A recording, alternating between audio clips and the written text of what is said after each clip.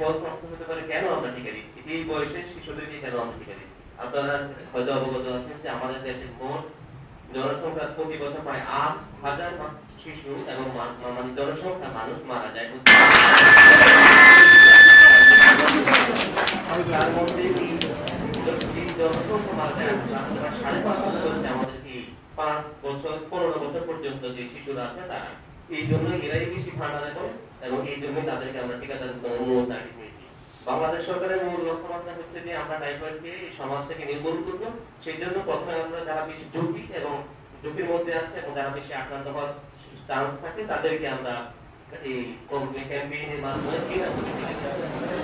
এই ক্ষেত্রে আমরা আজকে ক্যাম্পেইনকে পুরো একবার ক্যাম্পেইনকে সফল করার জন্য আমরা আমাদের যারা বিভিন্ন সমাজে যারা সম্মানিত ব্যক্তিবর্গ আছেন, সমাজে যারা নাগরিক আছেন এবং আমাদের সাংবাদিক বৃন্দ এবং যারা প্রশাসনিক দায়িত্ব আছেন সবার সহযোগিতা একান্ত প্রয়োজন। এটা কখনোই আমাদের স্বাস্থ্য বিভাগের একার পক্ষে মানে সফল করা সম্ভব নয়। আমরা আমাদের আজকের 14 গ্রামে আমাদের মোট টার্গেট প্রায় হচ্ছে 22 লক্ষ।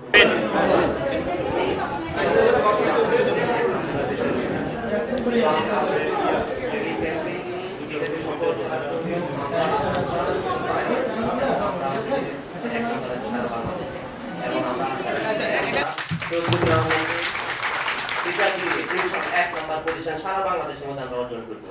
সেই ক্ষেত্রে সবার সহযোগিতা দরকার। আমাদের অনেক ক্ষেত্রে অনেক অভিভাবক বা কিছু কিছু মাদ্রাসার শিক্ষক বা যারা এখনো সমাজের মধ্যে কিছুটা ভুল ধারণা পোষণ করেন, তারা মনে করেন যে টাইফয়েড টিকা কি করোনার মতো অন্যান্য টিকার মতো কিনা। আসলে যে এরকম নয়, এটা বহু পরীক্ষিত টিকা।